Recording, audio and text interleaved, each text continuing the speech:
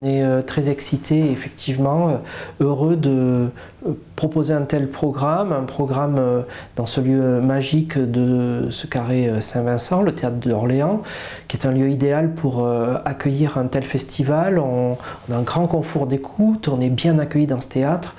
Et je pense que les musiciens vont trouver une source d'inspiration importante. On a tous les jazz migration qui sont dans la salle Vitesse. Donc le jazz migration, c'est un dispositif mis en place par l'AJC et qui permet...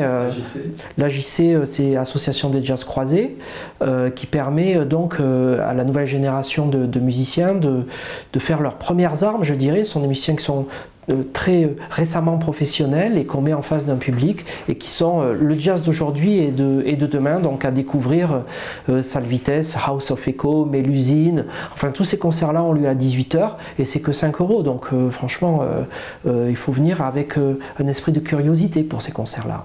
Alors là, on est salle Touchard, avec Loura, et je dirais une thématique afro-jazz. Donc Loura, c'est une pépite, c'est une chanteuse du Cap-Vert incroyable. C'est vraiment à découvrir en première partie de Roberto Fonseca. Roberto Fonseca, le maestro du jazz cubain, c'est la nouvelle génération du Buena Vista Social Club, et c'est vraiment le grand pianiste de Latin Jazz aujourd'hui. Salif Keita, effectivement, toujours dans notre thématique afro-jazz, Salif Keita, on en parle un peu comme le Caruso malien, le Caruso africain. En fait, il est très rare. Il tourne peu, ça faisait quelques années avec François Xavier qu'on essayait de le capter. Et Salif Keita va faire sa tournée d'adieu. C'est-à-dire qu'il va faire une longue tournée, certes, mais il a décrété qu'il s'agissait de son dernier album et de sa dernière tournée. Donc on aura la chance d'accueillir parmi les premiers concerts de cette tournée d'adieu de cet immense chanteur qu'est Salif Keita. C'est possible que, vous savez, dans le jazz, il y a la tristesse qui est magnifiée par la joie de faire de la musique, et qui subjugue, qui au final anéantit cette tristesse pour en faire quelque chose, une célébration où les gens communient ensemble.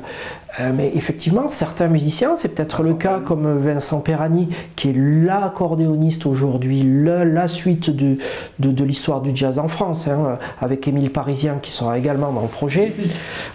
Magnifique quintet.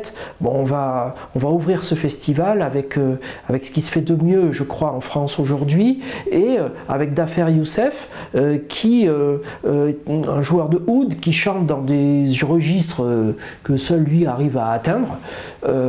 Et peut-être effectivement avec cette mélancolie du oud, cette mélancolie un peu de l'accordéon, cette mélancolie peut-être ensuite d'Éric Truffaz et de sa trompette, mais je crois au final pour atteindre le firmament des émotions et pour avoir cette joie qui va se mêler à cette mélancolie. Alors on a un partenariat avec l'association Au Jazz qui a un label de disques. Alors ce partenariat eh bien, évolue sur plusieurs volets, donc en particulier sur ce concert je dirais d'ouverture ou de pré-ouverture.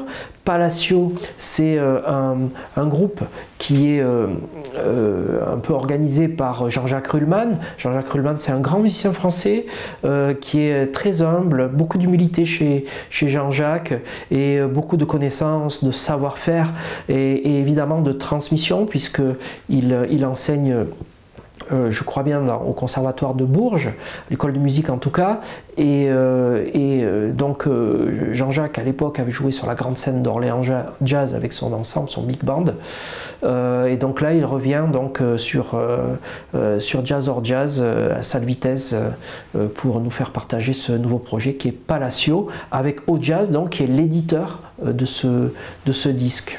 Une programmation, c'est comme un collier de perles, donc ce serait difficile d'en retenir une. Je pense qu'il faut vraiment venir également pour écouter Jeff Mills avec Tony Allen. Donc ça, c'est un clin d'œil à la musique électronique et un mélange entre Tony Allen qui a créé l'afrobeat avec Fela Kuti, Et puis en première partie, s'il y a quelque chose à découvrir, c'est bien Mulatu Astatke. Mulatu Astatke qui a inventé un jazz éthiopien avec les modes du car qu'il a mélangé avec l'esprit du jazz, en fait l'esprit modal du jazz. Ça a été un musicien qui a étudié à la Berklee School, ça a été un des premiers musiciens africains à jouer avec des musiciens noirs américains et pas n'importe qui, puisqu'il a joué avec Duke Ellington.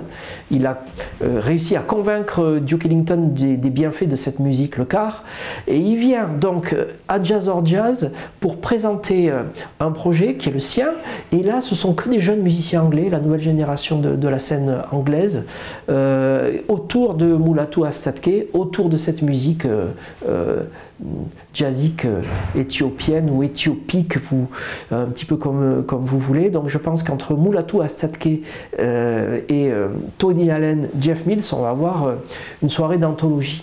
Jazz or Jazz, oui, ouvert, émouvant, et puis une ambiance. On a aménagé récemment, on va aménager un bar, c'est très sympa. Tous les spectacles vont être en 2 parties. Donc il y aura une entracte de convivialité où on pourra discuter de ce qu'on a entendu, de ce qu'on va entendre, de ce qu'on aime, etc. Et puis dans cet espace bar, on a lancé les Saveurs Jazz avec votre confrère Jazz Magazine.